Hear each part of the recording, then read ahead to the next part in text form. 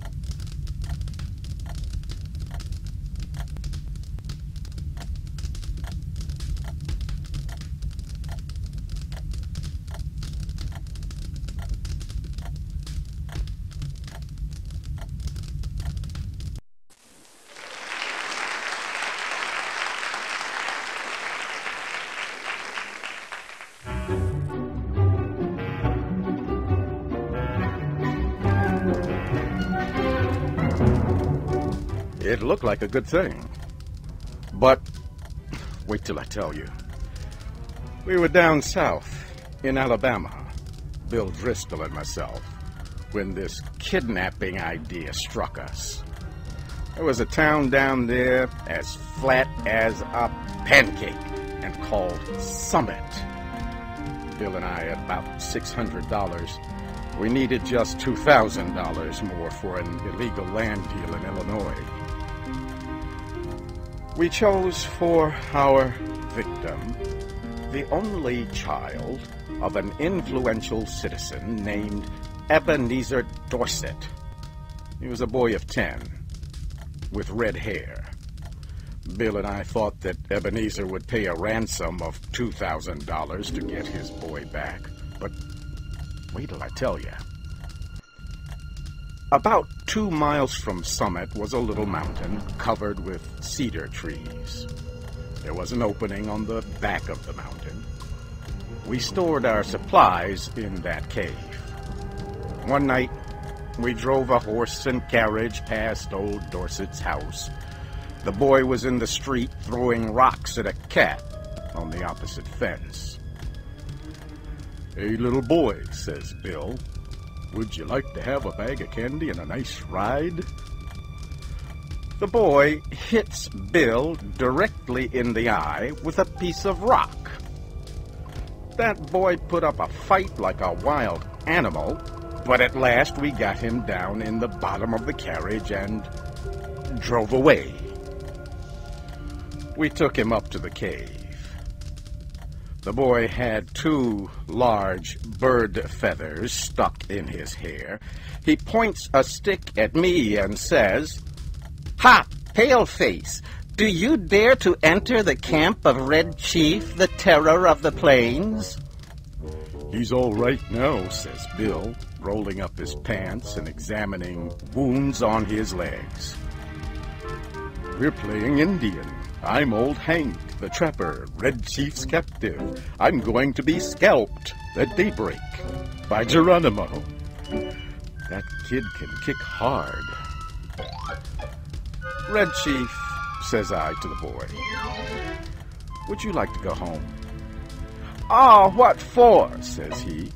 "I don't have any fun at home. I hate to go to school. I like to camp out." "You won't take me back home again, will you?" "Not right away," says I. "We'll stay here in the cave for a while." "All right," says he. "That'll be fine. I never had such fun in all my life."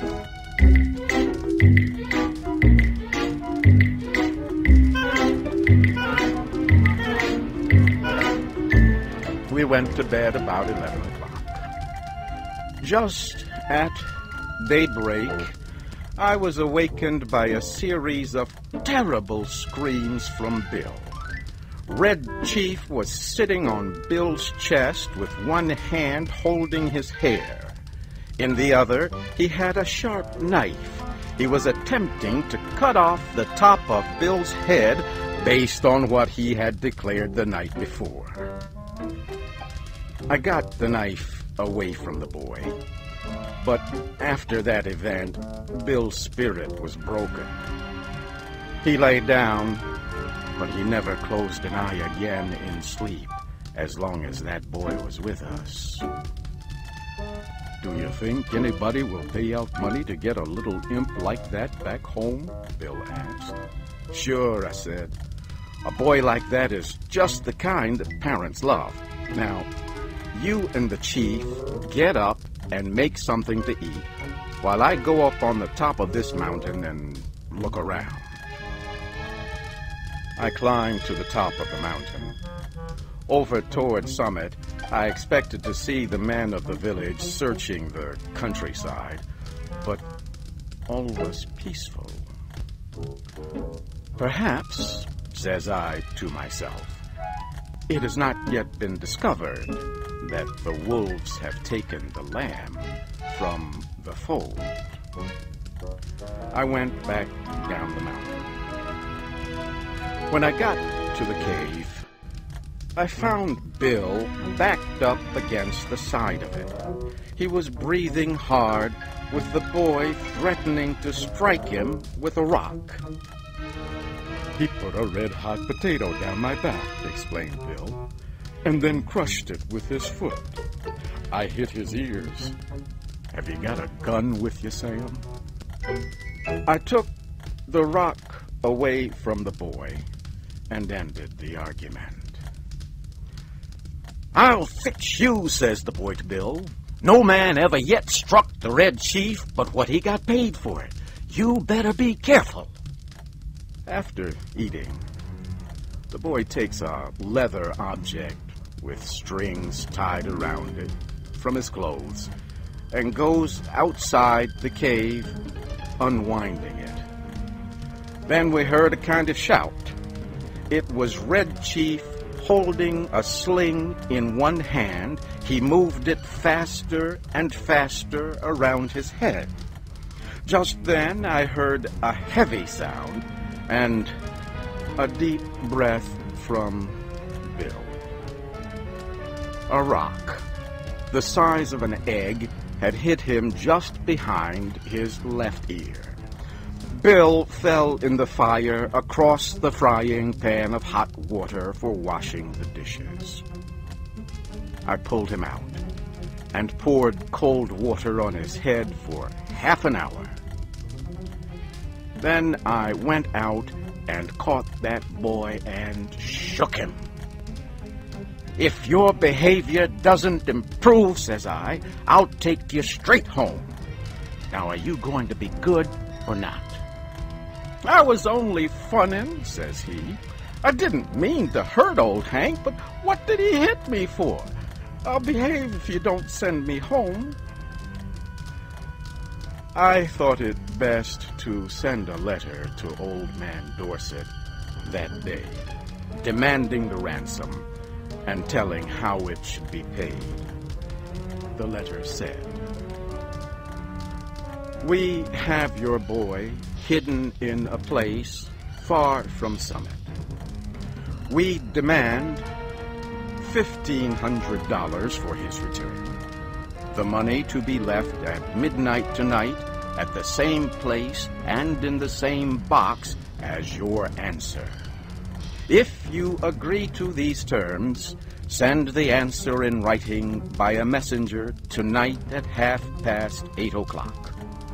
After crossing Owl Creek, on the road to Poplar Cove, there are 3 large trees. At the bottom of the fence, opposite the 3rd tree, will be a small box. The messenger will place the answer in this box and return immediately to Summit. If you fail to agree to our demand, you will never see your boy again. If you pay the money as demanded, he will be returned to you safe and well within 3 hours.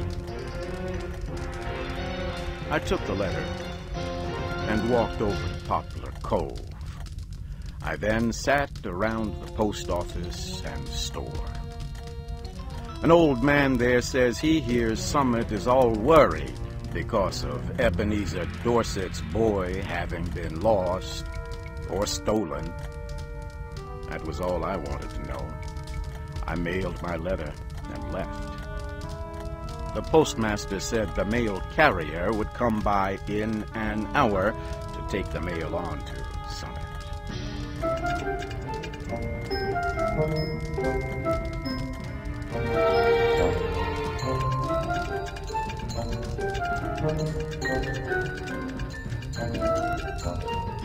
At 8:30, I was up in the third tree, waiting for the messenger to arrive.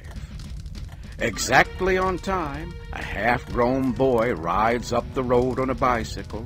He finds the box at the foot of the fence. He puts a folded piece of paper into it and leaves, turning back toward Summit. I slid down the tree, got the note, and was back at the cave in a half hour. I opened the note and read it to Bill. This is what it said.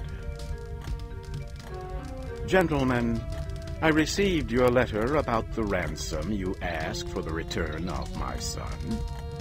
I think you're a little high in your demands. I hereby make you a counter-proposal, which I believe you will accept. You bring Johnny home and pay me $250, and I agree to take him off your hands. You had better come at night, because the neighbors believe he is lost, and I could not be responsible for what they would do to anybody they saw bringing him back. Very respectfully, Ebenezer Dorset. Great Pirates of Penzance, says I, of all the nerve! But I looked at Bill and stopped. He had the most appealing look in his eyes I ever saw on the face of a dumb or talking animal. Sam, says he, what's $250 after all? We've got the money. One more night of this boy will drive me crazy. I think Mr. Dorset is making us a good offer. You aren't going to let the chance go, are you? Tell you the truth, Bill, says I. This little lamb has got on my nerves, too. We'll take him home, pay the ransom, and make our getaway. We took him home that night. We got him to go by telling him that his father had bought him a gun, and we were going to hunt bears the next day. It was 12 o'clock when we knocked on Ebenezer's front door. Bill counted out $250 into Dorset's hand. When the boy learned we were planning to leave him at home, he started to cry loudly and held himself as tight as he could to Bill's leg. His father pulled him away, slowly. How long can you hold him? Asked Bill. I'm not as strong as I used to be, says old Dorset. But I think I can promise you 10 minutes. Enough, says Bill. In 10 minutes, I shall cross the central, southern, and middle western states and be running for the Canadian border. And as dark as it was, and as fat as Bill was, and as good a runner as I am, he was a good mile and a half out of Summit before I could catch up with him.